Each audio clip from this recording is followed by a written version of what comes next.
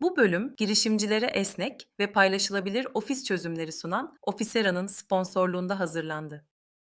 Ben genius adam severim. Benim için okuduğu okul, okuduğu bölüm hiç önemli değil. Ama şunu şuraya takabilir miyiz dedi. Gece 1'de. Sabah patentini aldım. Hayalim vardı. Bir sağlık ekosistemi oluşturma. Sistem değil, ekosistem. Bak dedi, senin bu girişiminde şu an 40 kiloluk yemek. Yiyemezsin, miden bulanır, sonra bırakırsın, herhangi bir yerde işe girersin dedi. Çok şey yapan hiçbir şey yapmıyordur. Sahadaki de top çarpar. Her zaman sahada olmak lazım. Sağlık sektörünü ben Türkiye için şöyle hayal ediyorum. Patlamaya hazır bir yanardağ. Benim o yüzden asıl niyetim Türkiye'den çıkan bir firmanın uluslararası bir caydırıcı güç seviyesine gelmesi.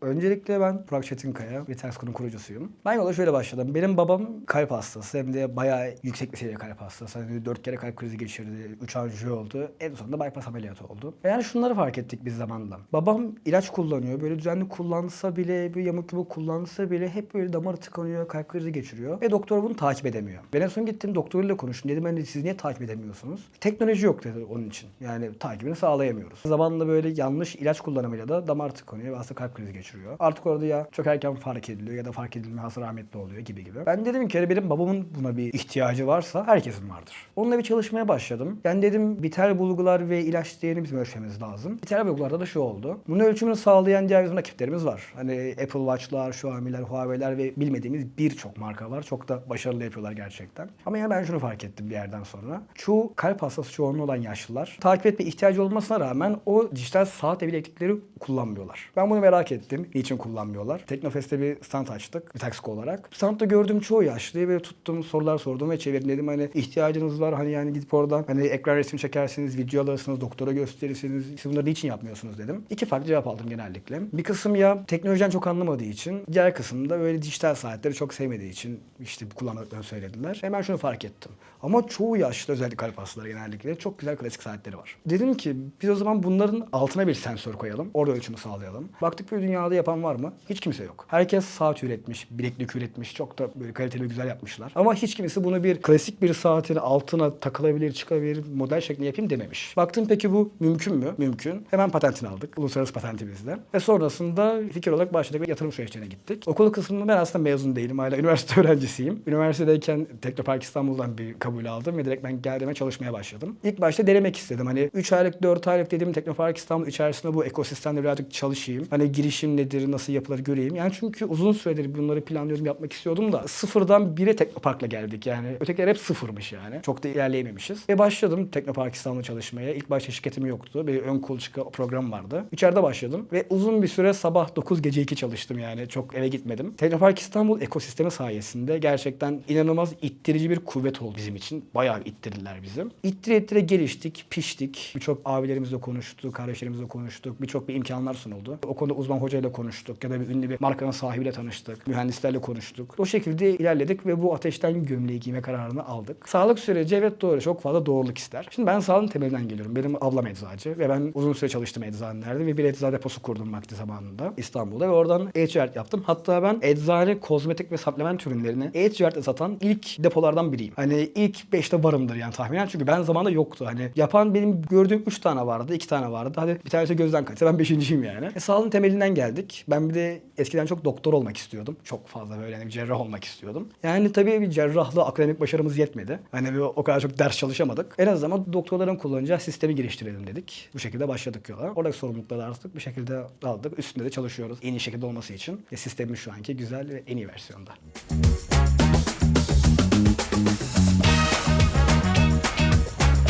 Kesinlikle yani çok iyi noktaya değindiniz bu arada gerçekten. Teşekkür ederim onun için.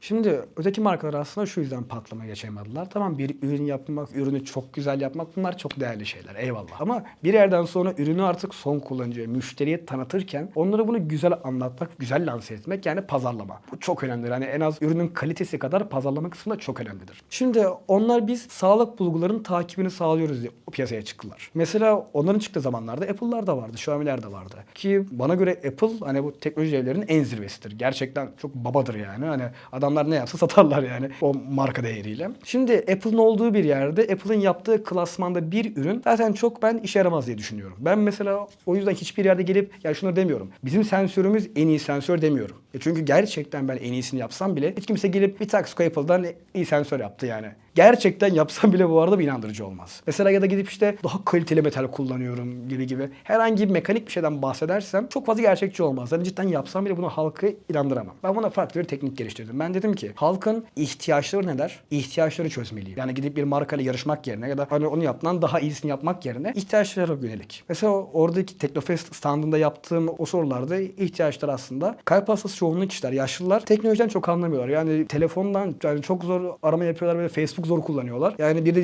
bir dijital saatten mi işlem açacaklar? Ya da yani işte bir yakınları takip edemiyor da onlara hani onlar depolanmıyor veriler SS çekip böyle 42 sayfa doktora mı gösterecekler yani? Biz ne yaptık? Vitax Band içerisinde bir hekim raporu sistemi oluşturduk. Yani bir hekimin istediği şekilde bu sağlık bulguları ve akılcı ilaç kullanımı entegrasyonu birbirine entegre bir şekilde rapor oluşturuluyor ve otomatikman doktora gönderiliyor. Bizler çünkü şu anda devlet iştirakli bir şirket olduğumuz için yani bir Teknopark İstanbul ortaklığına geliştiğimiz için bizler şu anda direkt MHRS sistemine entegrasyon sağlayabiliyoruz. Yani bir kalp hastası yani bir doktora gideceği zaman yani bir kalp doktoruna kardiyolojiye gideceği zaman otomatikman onun son 30 günlük yani son 1 aylık bir tansiyon ilacı içmesine rağmen tansiyonu yükseldi mi düştü mü yoksa normal derdimi seyretti. Bunun raporunu doktora sunuyor. Mesela doktoru şunu diyebiliyor. Bu hasta doğru zamanlarda içti ilaçlarını. Ona rağmen tansiyonu bu ay 11 defa yükseldi veya düştü. Yani normal değerde seyretmedi. Doktor o zaman şunu anlıyor. Tamamdır bu ilaç hasta için doğru değil. Hemen bir kan tahlili yapalım ve miligramını değiştirelim, ilacını değiştirelim. Şimdi bu çok önemli bir şey gerçekten. Çünkü kalp krizi şöyle oluyor. İşte bir kişi kendisine doğru ilacı kullanmıyor. İlaçlar aslında kan sulandırıcı. Yani bir doğru ilaç olmadığı için kanı sulanmıyor. Kanı sulanmadığı için de damarı tıkanıyor ve kalp krizi geçiriyor.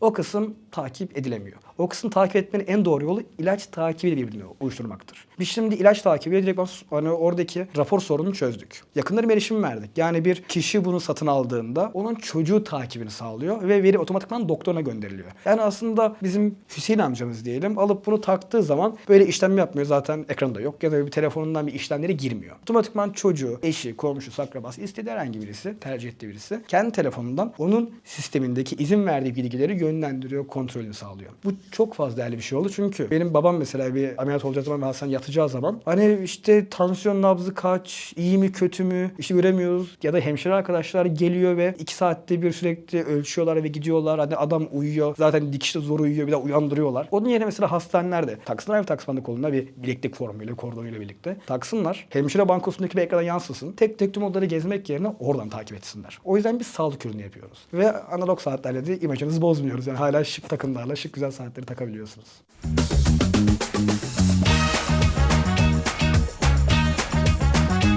Şimdi bu Holter cihazı çok karmaşık görünebiliyor aslında. Dünyanın en kolay sistemi. Niçin? Şimdi şu anda aktif olarak bütün hastanelerde olan bu Holter cihazları böyle bir oproplar, uçlarında sensörler var. Ve buradan kablolarla farklı bir cihaza aktarılıyor. Oradaki o cihazın sadece 2 amacı var. Batarya, veri depolama. Şimdi bu Holter cihazı 16 yıl önce üretilmiş. 16 yıl öncenin teknolojisi. Fakat biz şu an 16 yıl sonrasındayız.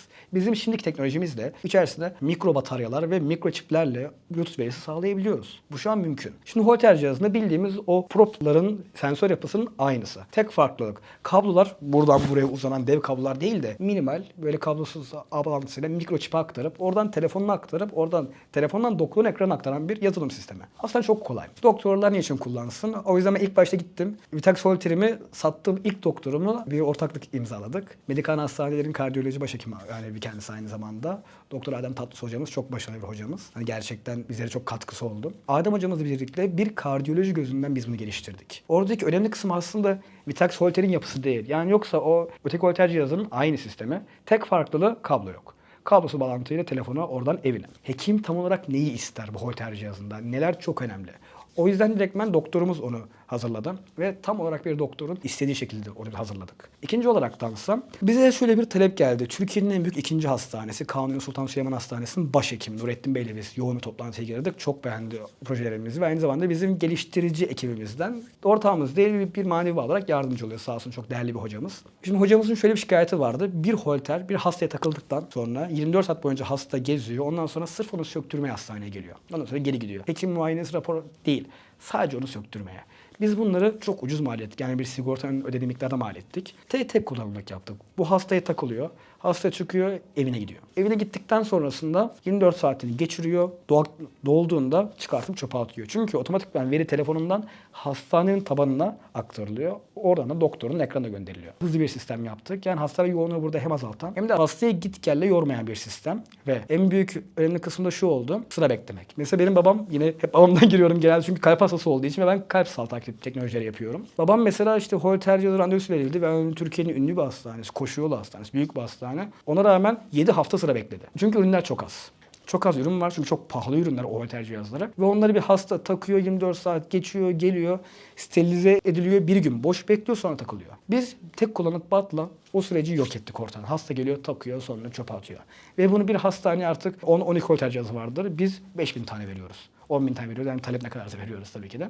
Hatta ilk siparişimizi ufaktan aldık bile 5.000 tane. Daha yani win-win işi tam olarak. Kablo kısıtlamaları yok. Veri aktarımı çok kolay. Veri güvenliği çok sağlam. Niye olmasın dedik. Regülasyon kısımları. Amerikan pazarı için FDA sertifikası, Avrupa pazarı için ise bizlerin MDR sertifikası alması gerekiyor. Bizler bu sertifikasyon süreçleri için bu geçtiğimiz 2025'in Kasım ayında bir yatırım aldık. Direkt ben Teknopark İstanbul'un kendi yatırımı, Savunma Sanayi Başkanlığı'nın kendi fonu, Ostek ve Avramak firmalarının da bir yatırım ortaklığına dahil olduk. Onlarla bu sertifikasyon sürecine şu anlık başlattık. İnşallah tamamlandığında en kısa sürede tüm hastanelerde yerimizi almaya başlayacağız.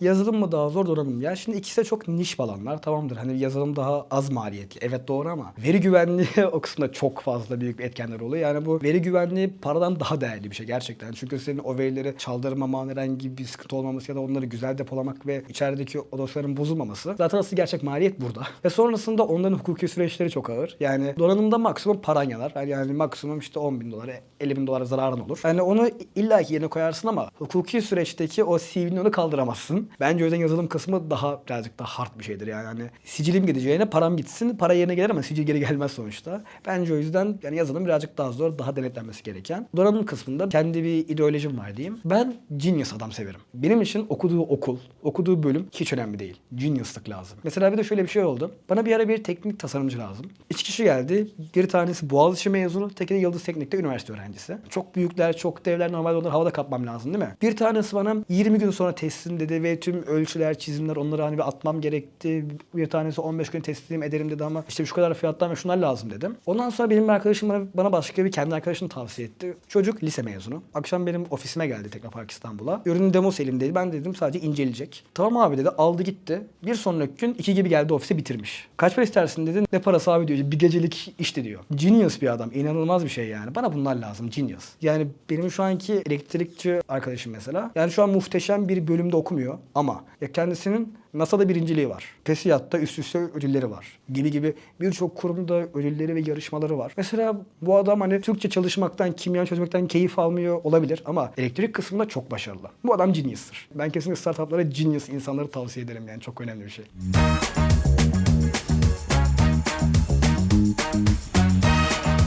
Şimdi ben bu yola ilk başlarken benim hayalim vardı. Bir sağlık ekosistemi oluşturmak. Sistem değil, ekosistem. Sağlık denince akla bir Taxcon'un gelmesi. Bu bir tabii ki artık her markanın hayalidir bu gerçi değil mi? Ben o dönemler o proje çıkardım. Wow yani hani utanmasak el üreteceğiz yani o kadar fazla geniş bir kapsamdı. O zamanlar bizim Teknopark İstanbul Kuluçka Merkezi'nin müdürü Uraz Yekeler. Çok büyük bir girişimci yani Türkiye'yi ilk VR gözlüğü getiren adam. Menülerde QR kodlu menü yapan ilk adam gibi. Çok başarılı bir adam. Çok büyük emekleri var gerçekten yani. Ben bu adamla oturdum böyle hani adam bana uzun bir saatini ayırdı ve konuştuk. Çok güzel bir örnek verdi. Bak dedi. Sen benim önüme çat diye 40 kiloluk bir yemek koysan ben bunu yiyebilir miyim dedi. Yiyemem. Midem bulanır kalkarım. Ama yani ben bunu bölsem 8'e her gün 5 kilo yerim dedim. Bak dedi senin bu girişiminde şu an 40 kiloluk yemek. Yiyemezsin midem bulanır sonra bırakırsın herhangi bir yerde işe girersin dedi. Bırak dedi böl. En kolay yapılacaktan başla. Bu çok önemlidir. Yani bir girişim için. En kolay. Böyle en az regülasyon, en az maliyet, en az devlet gerektiren, en az bir anlaşma sözleşme gerektiren. Onunla o piyasaya girmek gerekiyor. Ben bunu çok önemserim gerçekten. Ben o yüzden en basitle başladım yola. Sağlık rehberim mobil uygulamasıyla. Üstüne Vitax bandı ekledim. Üstüne Vitax Holter ekledim. Ya şimdi benim bu ürünler çok aslında dağılmamış oldum çünkü iki ürünümde kalp sağlığı takip sistemleri ve benzer ürünler. Yani teki tansiyon nabızı, ötekisi EKG. Yani çok az dağılmadım ama dağılmamak lazım. Mesela benim birkaç yıl içinde gireceğim bazı niş alanlar da var ama bahsettiğim gibi birkaç yıl içinde. İlk önce şu Vitax Band'ı çıkartalım. Ar-Ge'si bitti, üretimde çıkartalım. Vitax Voltaire'in sertifikasyonu bilgisini çıkartalım. Ondan sonra askeri banttır, ondan sonra spor takip sistemleridir yapacağız ama dağılmamak lazım. Yani cidden benim en değerli tavsiyem budur. Dağılmamak lazım. Hani en basitten bir başlanılsın. Bazen çünkü şu oluyor yani adamın aklına bir fikir geliyor. İşte bu milyar dolarlık bir fikir diyor. Bunu yapma hani bunu yaptığım an çok ünlü olacağım falan filan diyor. Bir anda onu olmaz. Küçükten başla. Adım adım. Ya çünkü şey diye bir söz vardır yani çok şey yapan hiçbir şey yapmıyordur. Ben buna inanırım gerçekten. En kolayıyla başlanıp en zoruna doğru gidilmeli. Bence o yüzden benim taktiğim budur hiç değişmez. Zaman zaman ekosisteme doğru geliriz inşallah ama başlangıçta ufak kalp sağlığı takip sistemi. Vitax Band kısmı B2C kısmı son kullanıcı. Vitax Holter kısmı B2B hastane kısmı daha çok.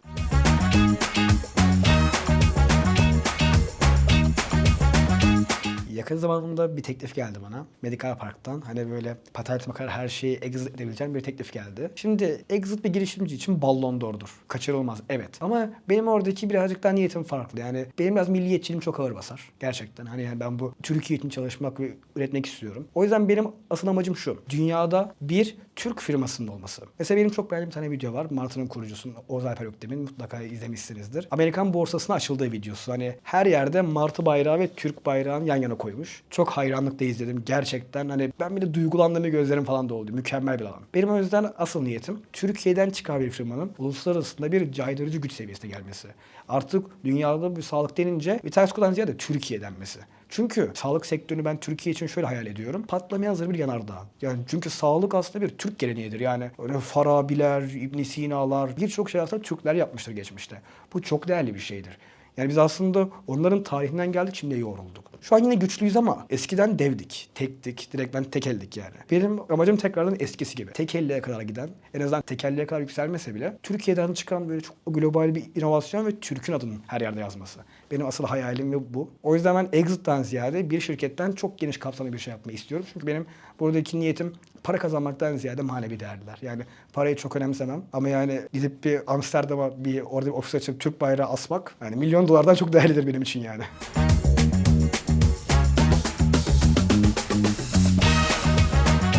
Cesaret. Gerçekten. Cesaret. Adım atmaktan bence asla korkulmamalı. Bu çok değerli bir şey. Hata yapsam bile çok güzel bir şey çünkü şimdi yaptığın hatayla 10 yıl sonraki yaptığın hata bir olmayacak kesinlikle. Şimdi hata yap 5.000 TL kaybet. 10 yıl sonra 5 milyon dolar kaybetme. Bir söz vardır hani Uraz abimin sözü. Sahadaki de top çarpar. Her zaman sahada olmak lazım. Mesela ben çok uzun bir süre 9 gece 2 çalıştım. Ondan sonra sebebi şuydu. Teknopark İstanbul ekosisteminden faydalanmak. Yani gerçekten Teknopark İstanbul'da hani uzun zamandır varım. Çok güzel bir ekosistem var. Herkes girişimci. Bahçedeyken bile fikir biz geliştiriyoruz. Bir şeyin itirafını vereyim hatta. Teknopark'tayız. Saat gece 1 oturuyoruz. Bir Atilla diye çok yakın bir arkadaşım var. Bir de benim aynım var. Burak Çetinkaya. İsim soyisim aynı. Quark firmasının sahibi. Çok başarılı girişimci. Biz onlarla oturuyoruz terasta. Vitax Band'ın o zamanlar analog saat uyumluluğu kısmı yok. Sadece şu var. Hani hekim raporu, yakınlarım erişim var. Biz onlarla fark atmaya çalışıyoruz. Oturuyoruz. Burak Çetinkaya, o Quark Burak Çetinkaya. Bir anda benim bu Vitax Band'ı elini aldı. Kendi saatine tuttu. Ama şunu şuraya takabilir miyiz dedi. Gece 1'de. Sabah patentini aldım. Sabah kalktım ve patent başvurusu yaptım. Mesela ben şunu düşündüm. Hani ben saat gece 1'e kadar içeride oturmasam, çalışmasam o kişilerle samimi olmam. Ve o kişilerle denk gelmem. Oturmazsam o fikir ortaya çıkmaz. Hatta mesela bu Holter fikri bile sizin çok tanıdığınız Bozok firmasıyla bir muhabbetimiz oldu. Bir etkinliğe gittik onlarla. Teknede bir pro etkinliğimiz oldu. Üst katında pro içip muhabbet ederken biz Holter fikrini geliştirdik. 5 dakikada bitti Ar-Ge'si. Kalan kısım mühendislik Ar-Ge'si kaldı ama fikir olarak 5 dakikada bitti. Gerçekten sahada olmak gerekiyor. Ekosistem çok değerli. Herkese tanışmak gerekiyor. Ve en büyük tavsiyem de şu. Asla bir insanı böyle küçük görüp tanışmamak etmemek olmaz. Kimin nereden ne çıkacağı, nereden ne işe yarayacağı asla belli olmuyor. Her çıkanı tanış. Selamın olsun. Denk gelince bir selam verecek bir yüzün olsun. Telefon numarası sende bir olsun ya da Instagram'a ekli olsun. Ya da LinkedIn'da bir bağlantı kur. Çünkü çok alakasız bir yerde hiç ummadığın bir insan lazım olabiliyor. Ve seni bir yerden bir yere taşıyor. O yüzden en büyük olay cesaret ve ekosisteme atılmak. Sahadakine top çarpar.